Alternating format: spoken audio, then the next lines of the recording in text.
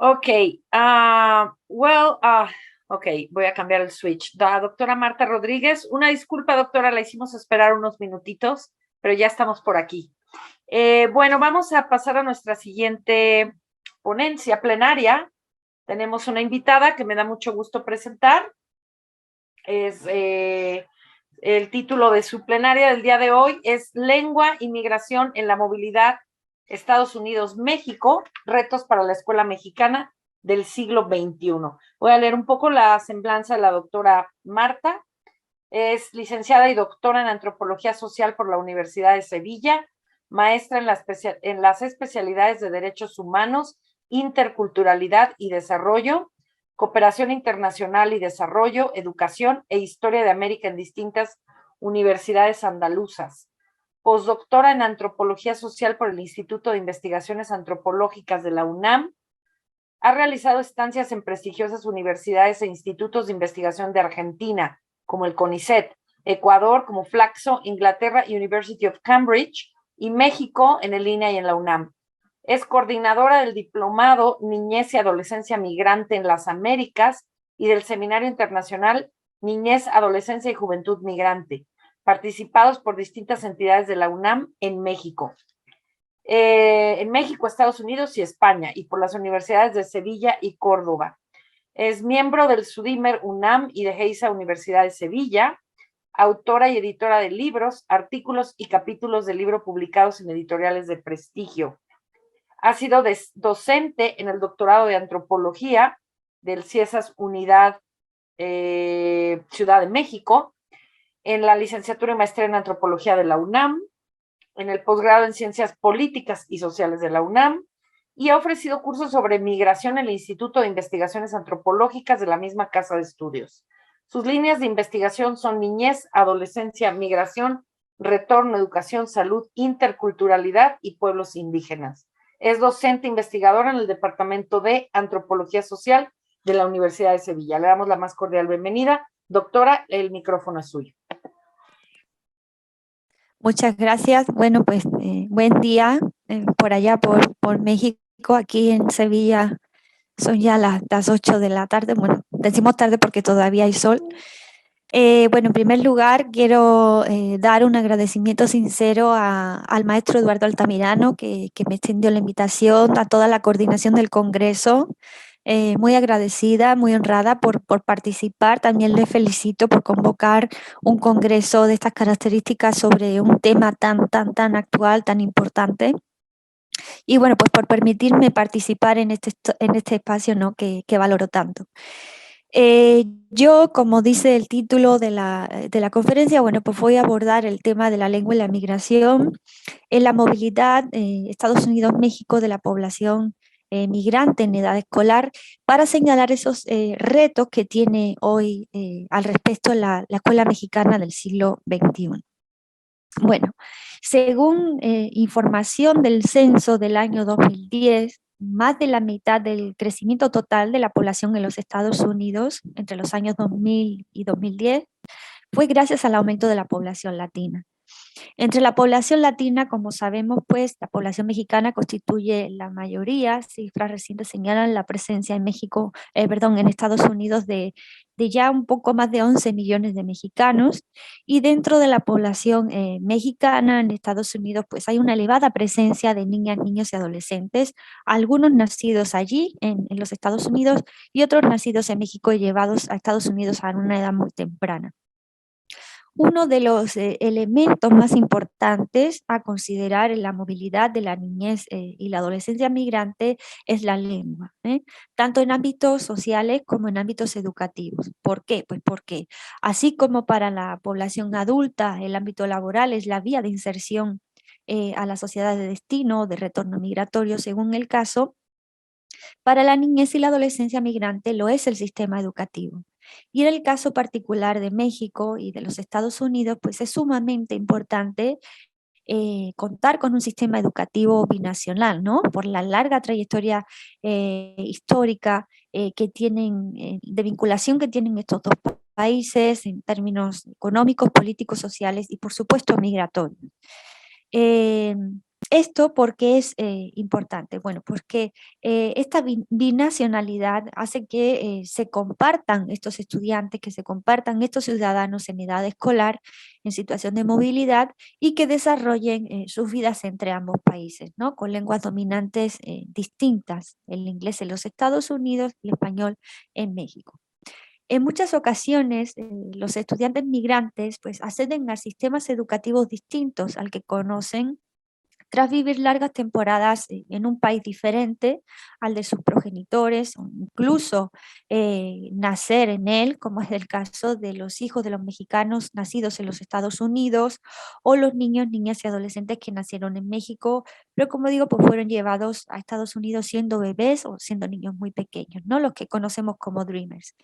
Esto, ¿por qué? Pues porque cuando hablamos de escolares migrantes, nos estamos refiriendo no solo a personas con una situación administrativa determinada, sino también pues, por una situación mucho más trascendental dada por un cambio territorial, social, geográfico, pero también con condiciones etarias determinadas, ¿no? Con condiciones lingüísticas y culturales determinadas que llegan de un contexto internacional muy distinto al que encuentran en ese lugar de destino, de retorno y donde van a tratar de insertarse a través de un sistema educativo y social que tiene unas características muy diferentes de las que conocen y de las que proceden. Las otredades lingüísticas que se construyen a partir de la migración de México, Estados Unidos, México, pues se insertan dentro de lo que podríamos llamar jerarquías conformando comunidades lingüísticas marginadas, ¿no? ¿Y esto qué significa? Lo vamos a ir viendo.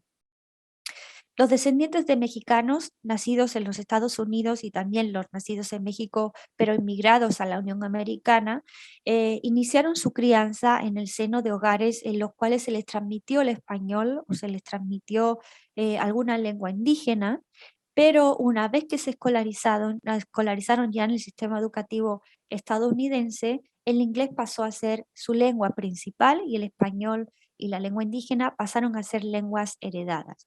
La lengua heredada, según Valdés, que es una de las máximas exponentes en esta materia, eh, perdón, sí, la lengua heredada, la lengua de herencia, es la lengua de alguien que se ha criado en un hogar, dice ella textualmente, donde se habla otra lengua distinta al inglés, ¿no? Haciendo referencia particularmente al contexto de los Estados Unidos.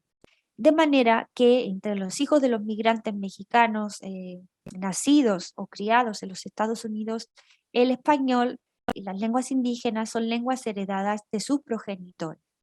Cuando estas niñas, niños, adolescentes pasan a tener el inglés como lengua principal y el español o las lenguas indígenas como lenguas heredadas, experimentan un cambio tanto en la calidad como en la cantidad, como en la función de la información que reciben en esa lengua heredada, porque esa lengua heredada no ha sido completamente adquirida, ¿no? En algunos hogares de migrantes mexicanos en los Estados Unidos, aunque el español y la lengua indígena pues se siguen transmitiendo a la descendencia, las niñas, niños y adolescentes llegan a ser bilingües, pero ese bilingüismo no implica el uso, digamos, de estas dos lenguas a un nivel superior, ¿no? Es decir, el sujeto no puede llevar a cabo todo lo que hace en una lengua de la misma manera que lo hace en otra lengua, ¿no? Es decir, el hablante bilingüe digamos que no tiene un equilibrio idealizado y perfectamente equiparable entre las lenguas que habla según los estudios que se han realizado. Por otro lado, en el marco de los movimientos migratorios entre Estados Unidos y México, las posiciones del español, del inglés, de las lenguas indígenas en las jerarquías lingüísticas nacionales varían. Sin embargo, las lenguas indígenas lamentablemente siempre ocupan las últimas posiciones de estas jerarquías a ambos lados de la frontera. Esto tiene muchísimo que ver con la raciolinguística trabajada pues, por autores como Rosas y Flores. También hay que tener en cuenta cómo los movimientos migratorios binacionales pues, cambian los estatus de estas lenguas, ¿no? Como se señala en esta tabla. Cuando esta población en edad escolar migra o sea, es inmigrada o retornada a México, la lengua principal pasa ahora a ser el español y la lengua de herencia ahora pasa a ser el inglés, igual que la lengua indígena, que como digo, pues no cambia su estatus, en este caso ante la prevalencia del español ya en el contexto del retorno. Todo esto que pone de manifiesto, pues pone de manifiesto la importancia de la lengua de escolaridad, ¿no? Ya sea en los Estados Unidos, ya sea en México, esta lengua de escolaridad, que es la lengua nacional, la lengua mayoritaria, la lengua dominante, es la que va a cambiar el estatus de las otras lenguas. Entonces vemos aquí cómo se van articulando, digamos, el prestigio lingüístico, la jerarquía lingüística con la movilidad, ¿no? Con la migración. En este sentido, es muy importante señalar la creación de racismos lingüísticos, ¿no? Que se construyen, de hecho, a ambos lados de la frontera y que lo hacen sobre la base de las lenguas que son dominantes en cada país y que están y sobre la dominación que ejercen sobre las lenguas principalmente minoritarias. En el caso de los Estados Unidos, pues muchos estudios ya han demostrado la manifestación de este racismo a través de lo que se ha llamado microagresiones, ¿no? En el caso estadounidense, bueno, pues particularmente microagresiones de los euroamericanos a los latinos, ¿no? Hay pues mucha literatura que ya señala expresiones como estas: aquí no hablamos español, vete a tu país, pero no solo la literatura científica, también podemos consultar la prensa, sobre todo digamos, la prensa más progresista, eh, y también, ¿no? Trata de visibilizar este tipo de, de racismo lingüístico, perdón, en la realidad social. No obstante, vamos a ver que este racismo lingüístico también existe en México sobre la población migrante, particularmente para este caso que nos ocupa, hacia la que está en edad escolar. Bueno, pues de aquí que se registren en el contexto del retorno, de la inmigración, niñas, niños, adolescentes que llegan a México hablando solo el inglés. ¿Por qué? Porque sus progenitores en los Estados Unidos no les transmitieron el español, no les transmitieron la lengua indígena ante el temor de que fueran marginados como parte de la comunidad hispanohablante o también pues, como hablantes de lenguas indígenas. Por ejemplo, yo en mis estudios he registrado muchos testimonios de padres, de madres de familia. Aquí traigo uno para ilustrar esto que estoy señalando, ¿no? Una madre de familia decía lo siguiente: cuando llegamos aquí ellos hablaban inglés, no hablaban español. Mi error quizás fue todo el tiempo estaba yo hablándoles inglés, inglés en la casa y en la escuela inglés, pero no hablábamos español allá, en los Estados Unidos. Es que a una ya le da miedo, no los vayan a golpear, a discriminar por hablar español, y ellos no saben español. También hay progenitores que no transmiten el español a su descendencia en los Estados Unidos, no todos, pero sí hay muchos, porque piensan que el inglés es lo que les va a garantizar a su descendencia el éxito laboral, ¿no? Y porque también consideran que la enseñanza del español va a entorpecer la adquisición del inglés, sobre todo en la escuela. Sin embargo, pues las investigaciones demuestran que la enseñanza del español de hecho beneficia el aprendizaje del inglés y viceversa, es decir, se retroalimentan. Y finalmente la realidad es que si migran o retornan a México, pues se van a encontrar estas niñas, niños y adolescentes con grandes limitaciones sociales y educativas, como vamos a ver más adelante, pues por no saber español y en el caso concreto del sistema escolar, por no saber español académico.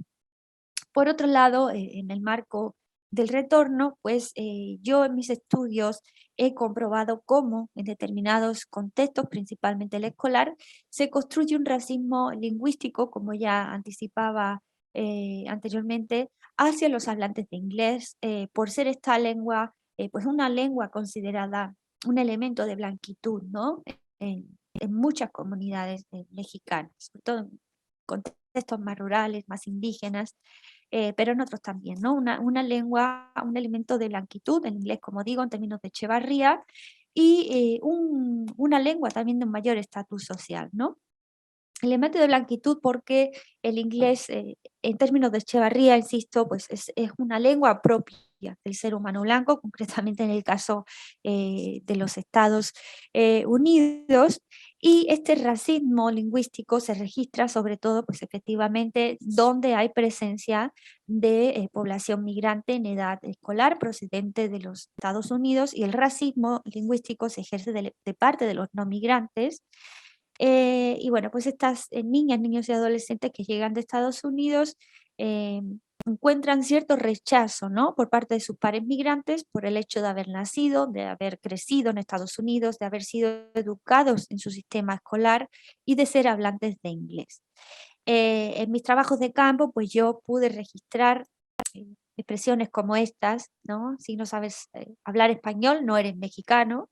Aquí no hablamos inglés, hablamos español, eres un gringo, regrésate a tu país, no eres mexicano. Vemos un paralelismo en cuanto a Estados Unidos y México en términos de raza lingüística con respecto a cuál es la lengua dominante en cada caso. Los descalificativos hacia los hablantes de inglés en México, como pocho, gringo, suelen ir acompañados de las expresiones hacerse güero, ¿no? Y aquí vuelve a entrar la blanquitud de Echevarría, es decir, hacerse blanco, creerse más. Es decir, se suele considerar que las niñas, niños y adolescentes migrantes pues tienen un estatus social superior por el hecho de hablar inglés. También se piensa, bueno, pues como migrantes, su familia prosperó en los Estados Unidos económicamente, cuando todo esto está completamente fuera de la realidad, porque no todas las familias migrantes lamentablemente prosperan económicamente en los Estados Unidos, ¿no? Y todos estos descalificativos, además, tienen que ver pues, con una suerte de malinchismo, ¿no? En el sentido de que estos mexicanos, pues, prefirieron antes lo de fuera a lo propio, prefirieron irse a Estados Unidos antes que quedarse en México, prefirieron hablar en inglés antes que hablar el español. De otra parte, y bueno, pues en los casos en los que sí ha habido una transmisión del español de los progenitores a la descendencia como lengua de herencia, el español transmitido puede ser una variedad regional que en México está estigmatizada. Por ejemplo, la forma de hablar español de muchos indígenas que tienen pues una lengua originaria como lengua materna, y entonces pues, hablan una variedad muy local del español, ¿no? Pero este estigma también se puede dar hacia, hacia estudiantes migrantes que no se adscriben a ningún pueblo indígena, pero tienen acento anglo a la hora de hablar español, ¿no? Yo incluso he registrado casos, bueno, por supuesto casos de estereotipos, de estigmas sobre estos niños por su forma de hablar, vinculados mucho al, al español como parte del nacionalismo mexicano, y también incluso procesos de patologización, ¿no? A raíz de ellos, pues hablar el español de una manera muy distinta o simplemente no saber hablarlo, pero porque nadie se lo enseñó, nadie les enseñó español, incluso pues se les llega a patologizar, pues como que tienen menos capacidades o tienen dislexia, en fin. En el caso, siguiendo con las lenguas indígenas, en el caso de las lenguas indígenas, pues en México, como he dicho antes, mantienen su posición de subalternidad mediante la que se discrimina a sus hablantes también a través de microagresiones. Igualmente en el trabajo de campo registré expresiones tan desagradables, tan faltas de respeto como indio, patarrajada, cristiano. Bueno, pues esto no hace falta ser migrante, simplemente con ser indígena ya puedes ser así insultado a este nivel o insultada, pero es que además puede darse el caso de que una persona sea a la vez migrante y a la vez indígena, ¿no? Entonces, por ahí puede haber una doble discriminación. La ausencia de programas binacionales de transición, de conservación de las lenguas propias, de las lenguas heredadas, finalmente lo que hacen es generar estrés lingüístico entre los estudiantes migrantes, que presentan pues, una doble necesidad lingüística en la migración o en el retorno a México. Este estrés lingüístico tiene que ver con dos cosas fundamentales: el aprendizaje del español y la conservación del inglés, y en su caso de la lengua indígena. Respecto al inglés, lo que se observa en las escuelas mexicanas es que muchas niñas, niños y adolescentes que llegan de Estados Unidos a México pues son sometidos en estas instituciones a un proceso de sustracción lingüística.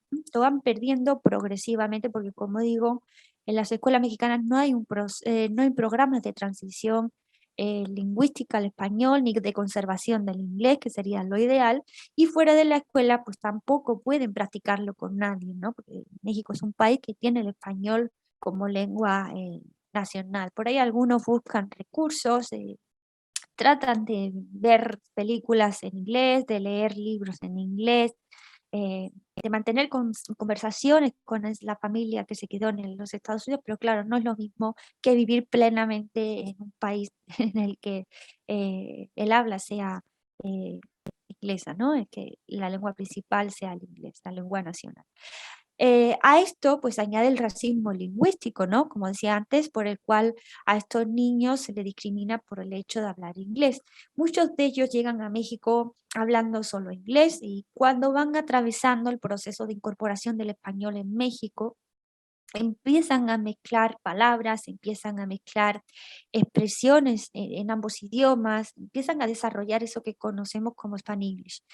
Kim Potowski explica muy bien que una de las principales características lingüísticas del hablante de español de herencia, de hecho, es la alternancia de códigos, ¿no? Y la necesidad de utilizar los dos idiomas según sus necesidades de manera creativa en la vida cotidiana, lo que está demostrando una grandísima agencia lingüística entre estas niñas, niños y adolescentes. Sin embargo, en este proceso de mezclar ambas lenguas es donde, como consecuencia de este racismo lingüístico, son descalificados como pochos, ¿no? Con el apelativo de pochos. En definitiva, pues esta población se encuentra inmersa en México y en Estados Unidos en esta dinámica de movilidad, se encuentra inmersa paralelamente en una dinámica de aprendizaje, desaprendizaje, reaprendizaje muy desordenada, muy determinada por la movilidad y por la ausencia de programas formales para su atención lingüística. Además, la consideración del perfil lingüístico del hablante de herencia del español en Estados Unidos que viene a demostrar pues la importancia de la experiencia lingüística única, ¿no? De este tipo de hablante y las repercusiones sociopolíticas que de hecho tiene y repercusiones de identidad que implica pues la presencia del español como lengua de herencia en los Estados Unidos, ya reconocida formalmente así.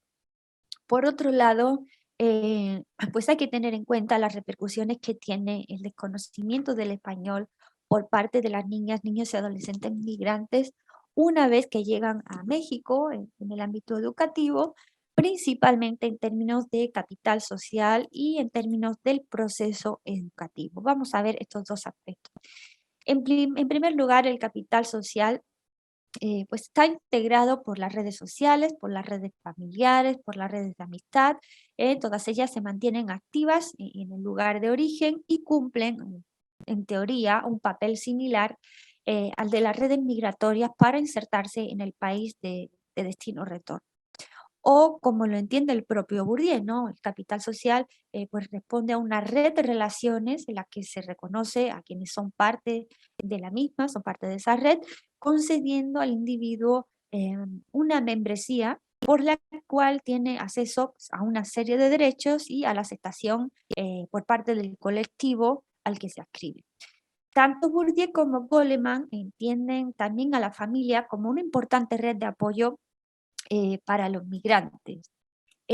Particularmente, aunque no solo, cuando pues los migrantes tienen que movilizarse desde el lugar de origen al receptor o viceversa y tienen que establecerse. Y aquí ellos destacan la importancia de esta red al ser pues, un recurso permanentemente disponible para los migrantes, ¿no? Sin embargo, Coleman, reconociendo la relevancia de la red familiar como capital social, subraya dos aspectos importantes. Uno, que el capital social también se puede encontrar fuera de la familia, es decir, en las instituciones de la comunidad, y que cuando las familias cambian constantemente de residencia, pues las relaciones sociales pueden romperse. Sin embargo, aunque hay familias pues, que no realizan varios movimientos migratorios, sino que realizaron solo un movimiento migratorio desde México a los Estados Unidos, bueno, y después han regresado a México tras muchos años establecidas en aquel país, pues en algunos casos esas redes familiares sí se han resentido, ¿no?, en sus lugares de origen y han dificultado incluso su reinserción a la sociedad de retorno. Las investigaciones muestran dificultades de inserción escolar de la niñez y la adolescencia inmigrada retornada desde los Estados Unidos, que precisamente se relacionan con las características del capital social disponible o con la ausencia de ese capital social. La mayoría de ellos, la mayoría de las niñas, niños y adolescentes migrantes que han desarrollado parte o la totalidad de sus vidas en los Estados Unidos, han construido allí sus redes sociales y carecen de red de amistad y de compañerismo en México. Y por lo tanto, las únicas redes de las que disponen muchos de ellos cuando llegan a México, pues son las de sus familiares y sobre todo las de sus familiares adultos. El apoyo que ofrecen estas redes familiares adultas se orientan principalmente hacia la inserción escolar y se reduce este apoyo a recomendaciones dirigidas a los progenitores retornados sobre qué escuela es la más adecuada para inscribir a sus hijos.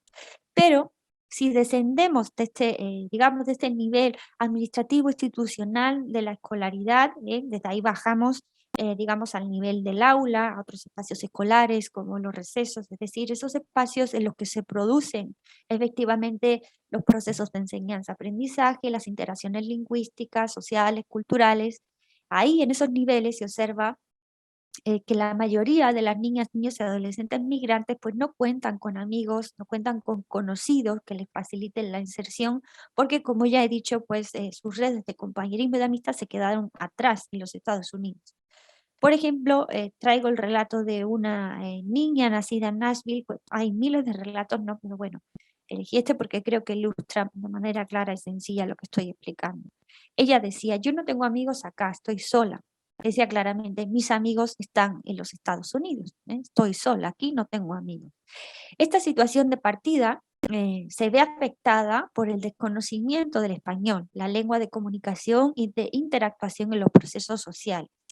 Aquellas niñas, niños, adolescentes que llegan a las escuelas mexicanas con un nivel rudimentario de español hablado, pueden iniciar conversaciones básicas con sus pares a partir de las que empiezan a construir un nuevo capital social, aunque, insisto, se han aprendido una variante lingüística del español muy local, sobre todo rural, pueden ser estigmatizados, también si tienen mucho acento inglés pueden ser estigmatizados, pero bueno, como sea, ahí van eh, empezando con estas interactuaciones que les permiten pues comenzar a adquirir un nuevo vocabulario y adquirir destrezas comunicativas en el español.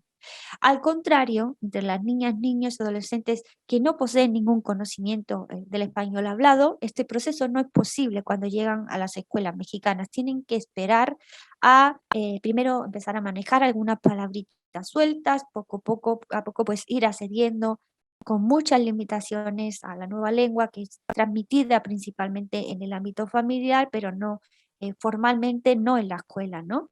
En la escuela, insisto, no hay programas formales, lo que se registra es que, bueno, algunos de ellos sí reciben el apoyo improvisado de sus docentes, pero una mayoría no es atendida en términos lingüísticos. Entonces, el proceso de construcción de capital social se ve pues comprometido no solo por la indisponibilidad de las redes sociales al interior de la institución escolar, sino también por el nivel de dominio del español hablado. Sin embargo, hay casos en los que las redes familiares se han activado al interior de la escuela por mediación de primos inscritos en la misma institución. Hay casos en los que sí, hay estos tipos de familiares con edades más parejas, ¿no?, a los estudiantes migrantes.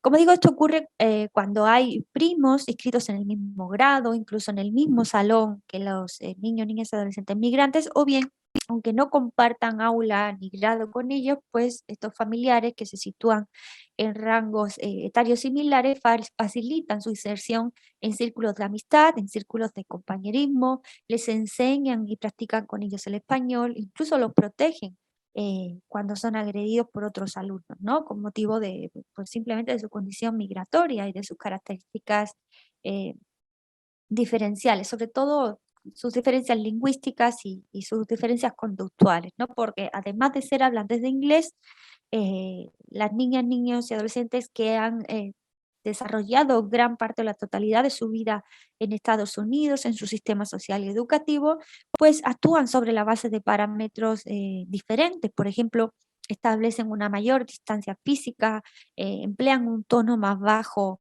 al hablar, siempre saludan con un apretón de manos, o sea, mantienen más distancia física. No se trata en definitiva, de códigos sociolingüísticos diferentes.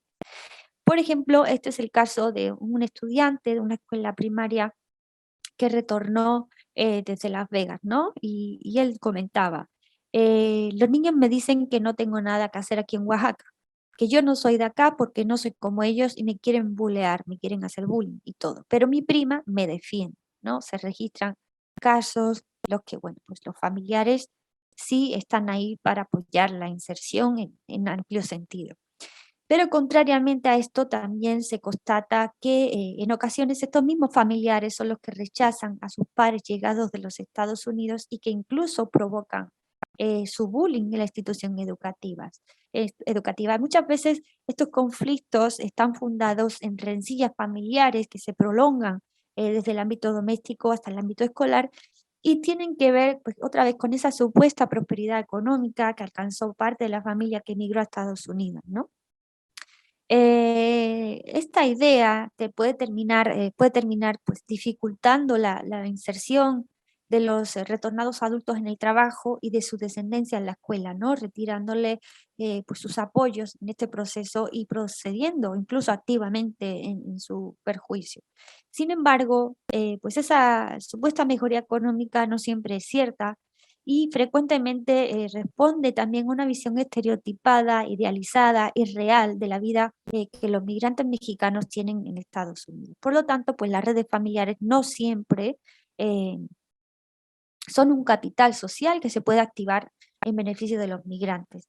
Decía, de hecho, un estudiante retornado de Santa Mónica, mis primos me echan en cara el hecho que yo vengo de los Estados Unidos. Es la misma familia, no me deja acoplarme acá en la escuela. Me hacen a un lado y les dicen a los demás que no me hablen, que pues yo me creo más por lo que yo vengo de allá y hablo inglés y dicen que mis papás tienen dinero y no es cierto. En definitiva, pues el capital social es más restringido entre los estudiantes migrantes porque habitualmente carecen de redes que les ayuden a insertarse en el entorno. Y esta circunstancia se ve agravada por la condición lingüística de muchos de ellos, ¿no? Que poseen un bajo dominio del español o carecen de él y de esta manera pues se limitan y se retrasan sus posibilidades de interaccionar, de construir nuevas redes en la escuela, es decir, de dar pasos en favor de su propia inserción social y escolar. Vamos a ver qué pasa con el proceso educativo. En cuanto al proceso educativo, pues una vez que ya esta población ha accedido a la escuela, las limitantes del desconocimiento del español o de un manejo muy rudimentario del español son muy, muy, muy importantes. Hay que empezar señalando que la mayoría de estos estudiantes pues no han tenido en Estados Unidos la oportunidad de recibir una escolarización avanzada en español académico y por lo tanto pues no lo manejan. Es decir, muchos estudiantes migrantes llegan a las escuelas mexicanas sin ningún nivel de competencia lingüística en español académico, ya sea hablado, leído o escrito, y otros llegan con un nivel muy rudimentario que no termina de cubrir los requerimientos básicos de la lengua que exigen las instituciones escolares.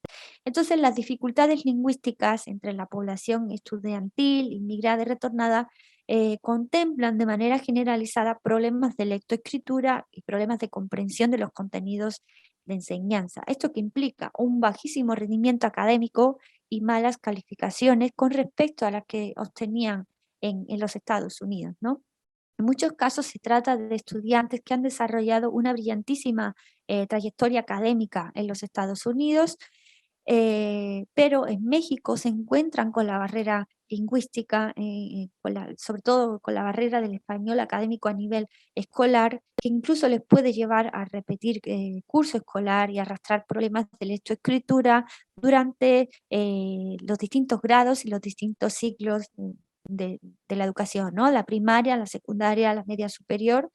Y así, por ejemplo, lo reconocía una estudiante de una secundaria nacida en Chicago. Ella decía, tengo problemas para escribir español y en vez de ayudarme, los compañeros se burlan y también pronunciarlo por lo que el inglés se mezcla con mi español.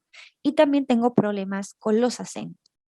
Pero como ya mencionaba anteriormente, a pesar de las dificultades lingüísticas que enfrentan estos estudiantes, pues no hay programas de bienvenida que contemplen sus programas lingüísticos dirigidos a la enseñanza del español, ¿no? Lo cual pone de manifiesto la falta de una política pública educativa. Por extensión, pues tampoco hay docentes formados en la atención lingüística a los estudiantes migrantes. Y esto los lleva mucho a improvisar estrategias de enseñanza durante el proceso educativo.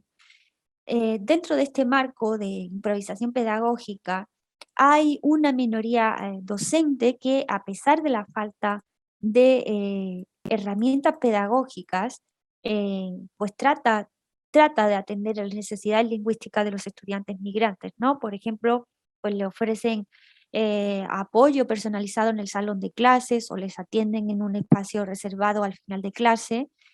Sin embargo, hay una mayoría de docentes que obvia estas necesidades lingüísticas de los estudiantes migrantes, siempre normalmente bajo el argumento de que ya que los niños aprenden solos, ¿no?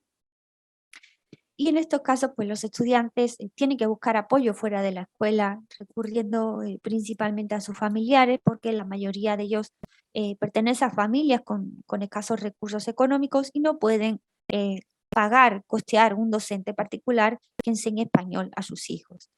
La falta de programas lingüísticos que instruyan a los estudiantes migrantes en español académico en sus distintas competencias los viene a situar en una suerte de analfabetismo funcional. Este analfabetismo funcional se presenta con una mayor contundencia entre los de reciente migración, pero también se puede llegar a registrar en diferentes grados entre los que ya llevan tiempo en México.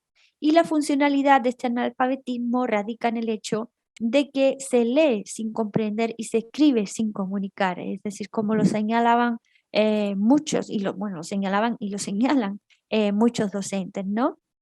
Este es el relato de una maestra. En la comprensión de lo que leen, muchas veces leen, pero no comprenden. O sea, estos niños no comprenden lo que leen. A ver, lo que hacen es simplemente transcribir las grafías de las palabras, dibujar las grafías de las palabras, pero no están entendiendo lo que están escribiendo. No interpretan el contenido, por lo tanto no están adquiriendo contenido, no están aprendiendo, ¿no? Por otro lado, pues es sumamente importante que junto al aprendizaje de las lenguas, ya sea en contexto de inmigración o retorno, se contemple el aprendizaje de la cultura, ¿no? Del lugar de arribo para el acceso a la ciudadanía sustantiva, ¿no? Que es el proceso por el cual una persona se vuelve ciudadana. La ciudadanía se otorga, pero la ciudadanía también se aprende. Por ejemplo, como vemos en este cuadro, los niños nacidos en Estados Unidos pues tienen una ciudadanía otorgada por nacimiento, pero también la aprenden, a diferencia de los inmigrados en Estados Unidos que no la tienen otorgada porque nacieron en México, pero también la llegan a aprender. Entonces, en el marco del retorno, en ambos casos, digo, tanto si se trata de estudiantes inmigrados como retornados, todos ellos tienen la ciudadanía otorgada por derecho de sangre, por derecho de suelo, de acuerdo con la Constitución. Sin embargo, tienen también que aprender esa ciudadanía, ¿no? La ciudadanía mexicana después de haber pasado toda o casi toda su vida en los Estados Unidos. Entonces, una vez en México, tienen que iniciar el proceso de aprendizaje de la ciudadanía sustantiva, es decir, el proceso de convertirse en ciudadanos mexicanos a través de la adquisición de la lengua, pero también de los valores y de la identidad. Y para desarrollar, o más bien para llegar a adquirir esta ciudadanía sustantiva, estas niñas, niños y adolescentes necesitan aprender junto a las lingüísticas las prácticas sociales, culturales, simbólicas de México, así como también aprendieron las de los Estados Unidos. Para todo esto, pues es fundamental crear programas binacionales que se comprometan con el derecho a la educación de estos ciudadanos compartidos por México y los Estados Unidos que viven la movilidad internacional, ¿no? Estos programas tienen que contemplar, como digo, la dimensión lingüística y cultural y por lo tanto tienen que ser programas interculturales, bilingües y trilingües, porque no olvidemos que en este flujo migratorio hay estudiantes que incluso manejan 3 lenguas, el español, el inglés y la lengua indígena. Para la aplicación de estos programas, pues es fundamental el eslabón esencial de todo proceso educativo, el docente, que el docente esté bien formado en estas claves, ¿no? Así como en el tratamiento específico a la población migrante en sus salones de clase. Yo me he encontrado con muchos docentes que quieren incorporar la diversidad a sus estrategias pedagógicas, pero no saben cómo hacerlo porque nunca nadie les dio las herramientas. También muy importante que dentro de la formación docente se contemple un perfil binacional, ¿no? Que promueva incluso estancias académicas de los docentes de Estados Unidos en México y de México en los Estados Unidos para intercambiar experiencias y conocer las realidades de procedencia y de destino de sus estudiantes. Y también pues señalar que la formación de estos docentes como docentes binacionales es fundamental que aprendan el inglés y el español y una lengua indígena al menos, ¿no? Como lenguas, primero pues como lenguas que están ya reconocidas en la Constitución mexicana, las lenguas indígenas de los pueblos indígenas de México. Y segundo, pues que son lenguas que están insertas también en la movilidad internacional de los propios mexicanos. O sea, es un panorama lingüístico muy complejo, pero pues por esa complejidad también mismamente es un panorama lingüístico muy enriquecedor.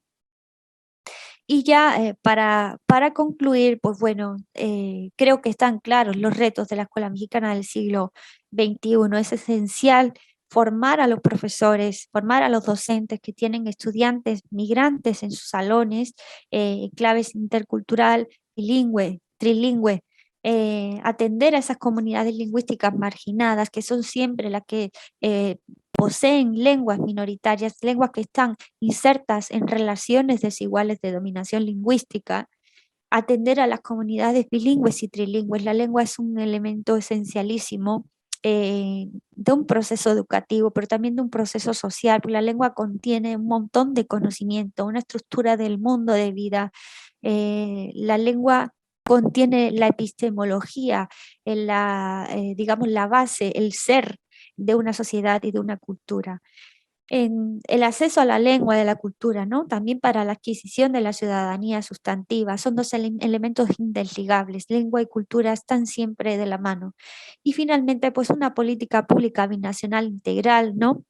Que sea como un paraguas que incorpore todos estos elementos que vengo señalando, que plantee programas interculturales en términos bilingües y trilingües, que incorpore la formación docente, que por supuesto incorpore esa dimensión binacional que responde a las relaciones históricas entre México y los Estados Unidos y a las necesidades de esos estudiantes y ciudadanos compartidos.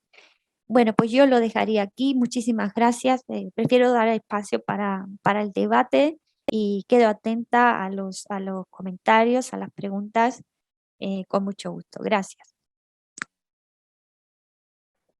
Muchas gracias, doctora Marta. Estuvo muy interesante su presentación, todo lo que nos platica sobre estos problemas, pues que nos aquejan, ¿no? Y que nosotros, más que nada, pues conocemos de cerca por el paso de México a Estados Unidos y de toda la gente que migra, ¿no? No por nada somos un estado binacional y bueno, pues esto lo vemos y lo vivimos día a día. Estuvo muy interesante todo lo que usted nos platica. Permítame, por favor, leerle algo sobre algunos comentarios que hay aquí en el chat. Emanuel Juárez comenta, concientizar al docente sobre su papel como educador e integrarlo en el salón de clases.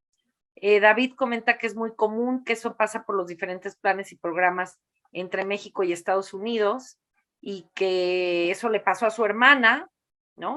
Comenta que tiene esa experiencia.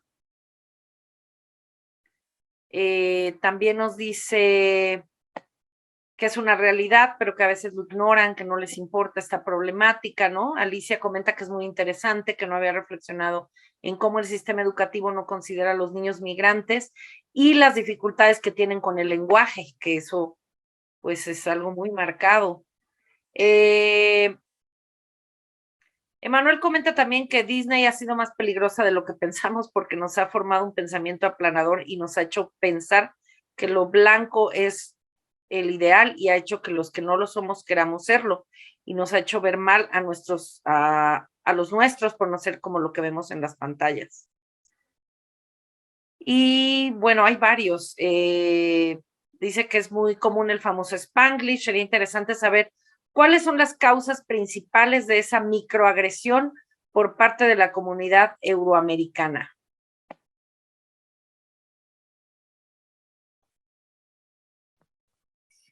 Pues las causas principales de la microagresión siempre tienen que ver con el racismo.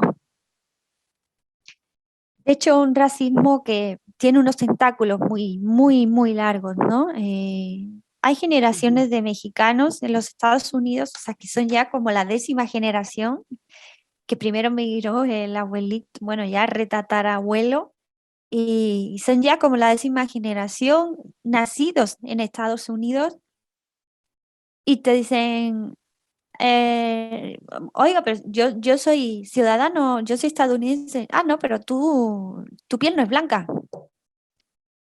tu piel sigue estando mezclada, ¿no? Entonces, sobre la base del racismo biológico, pero también hay una herencia cultural, ¿no? Incluso esto lo señala mucho un autor español, como a los hijos de migrantes nacidos en los Estados Unidos se les sigue considerando migrantes y no son migrantes, son ciudadanos. Entonces, estas microagresiones se fundamentan en el racismo biológico, pero también en el racismo cultural, en el racismo social, que de hecho constituye también una de las causas del retorno de la población mexicana. Una causa que no está tan visibilizada, ¿no? Porque se privilegia, se le da más visibilidad siempre a la deportación como detonante de un retorno forzoso, pero hay muchas otras causas que están ocultas y que son coercitivas y que finalmente están generando un retorno. Una de ellas es este racismo aplastante que es insoportable. Yo, de hecho, he entrevistado a familias que han reconocido que una de las causas del retorno fue la microagresión, el racismo, no poder ir tranquilo a ningún sitio, pues eso, por el simple hecho de hablar español, insultos, ofensas. Y claro, si a esto se le suma el color de la piel, las características físicas, racismo.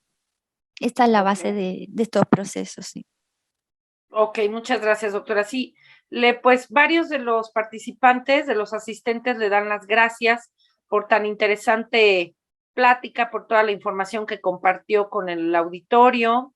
Gracias, doctora, es una explicación muy precisa. Pues hay muchos agradecimientos por la ponencia, por la plática y muy buenos comentarios. Yo creo que es una información valiosa que nos llevamos pues para reflexionar un poco, Muchas ¿no? gracias a ustedes por escucharme. Sí, no, doctora. Y le hacemos entrega, si me hace favor, la maestra Gabriela, de compartir su constancia de participación, misma que le haremos llegar vía correo electrónico.